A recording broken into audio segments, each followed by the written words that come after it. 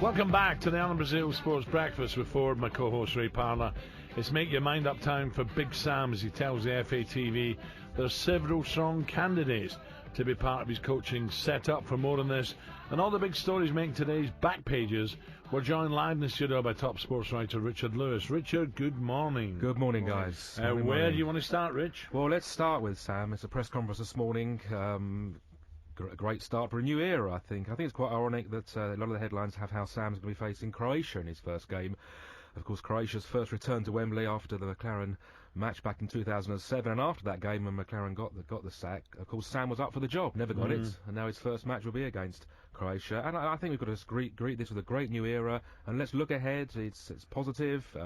He's going to change things, and I think that's really good. Do you think Rooney will be a part of his I think so. I think so, for the start at least. But Sam won't be scared to make changes, with respect to other England managers. What will he change? Do you think they change a lot, or...? Well, I think for starters it'll be the defence. I think he'll just get the defence as much as he can into order, and I think England fans will want that. He's going to bring in, it looks like, Sammy Lee as his assistant, and Paul Clement on a part-time basis. So he's got a good team behind him, and I think it's a positive, good move. Yeah. Do you think it'll change it much who he brings in? Well, there's talk of Andy Carroll perhaps coming back. There's talk of Jermaine Defoe. Of course, Defoe's got 18 goals, didn't he, to save Sunderland. I think, why not? Give him a chance. Drinkwater, I see his name mentioned. Mark Noble from West Ham, who he knows very well. I think Drinkwater unlucky to miss out on the Euros. I think people want change, because obviously, we've got great young players. That was the one thing about Royal Leeds. We've got great young players bedded in, but I think Sam would take them onto another level. Do you think he'll play two up front? That's the big question, because a lot of people say, well, maybe that suits us better.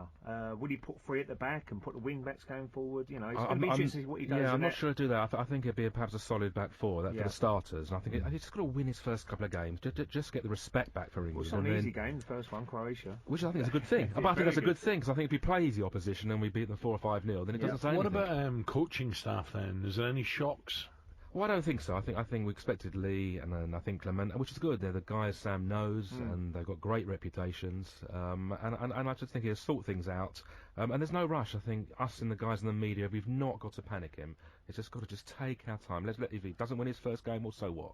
I think we've just got to just say it slowly and just he's here. Where's the Croatia game? Would that be away or home? September the 1st at Wembley. At Wembley. So they're coming back for the first time since 2007. Okay. Right, and then they've got to qualify a few days later. So it's an interesting start. Yeah, and I've said it before that he's getting involved with a youthful squad. He can bring it. Look, he's had a look at them. He knows how good they are. They play in the Premier. There's youth there. He can bring in one or two. I think he's going to do well. I'm not just saying that because I like Sam. I think he will do well. A lot of it's down to man management. That's all it is. Because they are good players, but it's hard to get the best out of them. That's why we always said Harry Redknapp would be a good fix as well.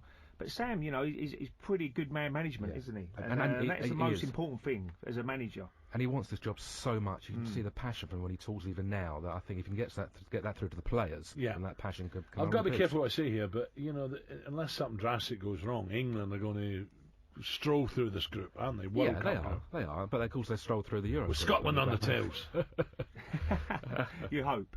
But I think the Euro group, yes, they'll stroll through it, probably, I would think. But we've got 2 years to wait to see the real fruits of what Sam can produce. But I think it's exciting times. I really do. Now, talking about that, of course, the next World Cup is in Russia. Talking of Russia, IOC. What a disgrace. Where do we start? Some of the headlines this morning, in our paper, The Express, James Cracknell calling them bottlers, the day the sport, the Olympics died and things like that. It is incredible. And then we can remember, Friday week is the opening ceremony, and however many Russian athletes are going to be there, they're going to be brought onto the stadium. Can you imagine the reception there? The boos, the whistles, yeah, exactly. And when it gets underway, those who are allowed, who knows, they might all be allowed to compete. Any medals given, it's going to be horrible. It's going to be terrible. Look, the point is that they can't take the whole nation by it that everyone's testing positive, because they're not. But the point is that is how it happened. So the thing is, questions will be asked every time a Russian athlete does something special, does something not special, just qualifies. I just hope it doesn't overshadow the whole games. Of course, it will at the start. And this will run and run, because if sadly these athletes are taking drugs, then in a few years' time, if of course it comes back to the IOC and it finds out that the retests prove positive, then it's going to be absolute more chaos. Yeah, I agree. You've got to cover it. You're a journalist with the Express. At this moment in time, am I excited about it? Not at all. It's an interesting point. I've been covering the Olympics for 20 years, and this one has got so much outside things that are really affecting it. I just want to watch the sport, enjoy it, but I don't think we can this time, at least not for the start. That was just a couple of days at Olympic Stadium. There obviously some big competing there. World record, fabulous American, it is, fabulous. It is, and that's the great thing. The hurdles, wasn't it? Oh, fabulous. Absolutely, the 28-year-old record. But the exciting thing is... She's not in the American team, sorry, Richard. She never made it to Rio. Exactly, 6th in the trials. But of course, what was interesting, there was crowds of 40,000 there each day, which shows that fans want to see the sport, and they want to see genuine, pure sport.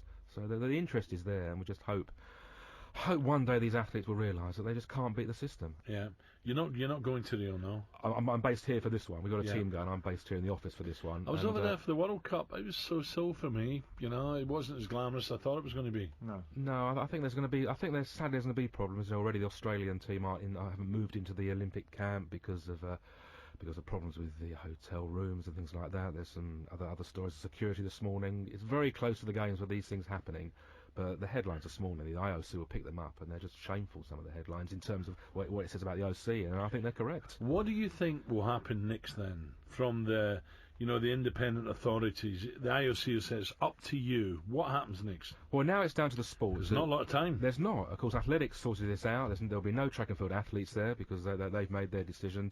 Tennis have decided that there will be there, but there's 12 days. There's so many legal minefields to go through. Suddenly canoeing says to the Russian athletes, you're not going. Well, the canoeists will then try and prove their innocence, which they probably are anyway. How this is going to be sorted out in 12 days, I just do not know. Chaos. Absolute perfect word. Okay, coming up 7:12. Back in a moment with Richard. You're on Talk Sports. Alan Brazil and Ray Parlour through to 10. Bicycle. I want to ride my bicycle. It's incredible, absolutely incredible. I mean, it really could just be the first time all over again. Just all those same kind of emotions come back again. I thought because I've been here twice, maybe it wouldn't be like that again, but all of it just came out again. 16 after 7, three-time Tour de France champion Chris Froome, Backpage Express, Champagne Superman. Richard. Absolutely, what a great picture that is of Chris Froome crossing the line, or just after the line, with a glass of champagne in his hand, and incredible story. Won the Tour for the third time by over 4 minutes, and now wants to go on and on and on. The record is 5. He wants to get 6, and I guess he could. The way he's riding. It's magnificent stuff. It really is. Talk about fitness. I know it's a different type of fitness, but dear, oh dear. Well, amazing. Absolutely. And what is incredible, he's now going to go to Rio to race in the road cycling race there, and then the time trial. And he actually said that he was saving himself during the early parts of the Tour for the Olympics. So unbelievable. Yeah. The fitness is incredible. Yeah. And Adam Yates as well. Fourth, Well, let's not forget him. Yeah, first ever youngest winner from Britain. Fourth. Only 4.5 minutes behind Froome. So the sort of the legacy that Froome's creating, that Wiggins created, is going on and on. Cycling has become such big news for Britain. It really has. What about do you want to go back to football next? Or? We can do, yeah. I'm just looking. Looks like Martinez may be in at Hull. Yes. Steve Bruce out. So again, I think that'd be fine. I think it's going to be difficult for Hull, and I don't want to be so negative already because we've not even kicked a ball yet. But 13 fit players, no money for new players, trying to sell the club. What chance has anyone got going in there?